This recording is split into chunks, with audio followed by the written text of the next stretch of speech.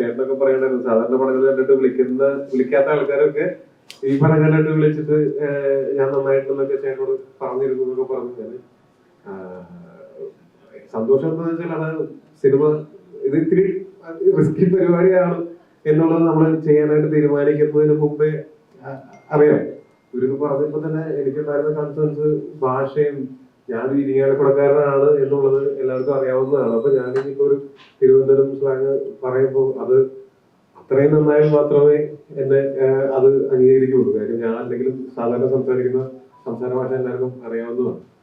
അപ്പോ അത് ഉണ്ടായിരുന്നു. അപ്പൊ അതില് തീർച്ചയായിട്ടും അത് എനിക്ക് അന്ന് തന്നെ ഞാൻ പറഞ്ഞിട്ടുണ്ടായിരുന്നു. എനിക്ക് വോയിസ് റെക്കോർഡിംഗ് ആയിട്ട് കിട്ടുമ്പോൾ അവിടുത്തെ മോഡുലേഷൻ വേറെ ആയിരിക്കും, അവിടുത്തെ ഓരോ വാക്കുകളുടെയും ഈ ഓരോ ഡയലക്ട് അനുസരിച്ച് വാക്കുകളുടെ നീളവും അതിന്റെ സ്ട്രെസ്സും ഒക്കെ അങ്ങോട്ടും ഇങ്ങോട്ടൊക്കെ മാറി ഇരിപ്പുണ്ടാവും. തൃശ്ശൂർ പറയുന്ന പോലെ ആയിരിക്കില്ല, സെയിം വാക്ക് തന്നെ എഴുതുമ്പോൾ സെയിം വാക്കായിരിക്കും, പക്ഷെ തിരുവനന്തപുരത്ത് പറയുമ്പോൾ അതിന്റെ സൗണ്ടിങ് ചിലപ്പോൾ ഡിഫറെന്റ് ആയിരിക്കാം.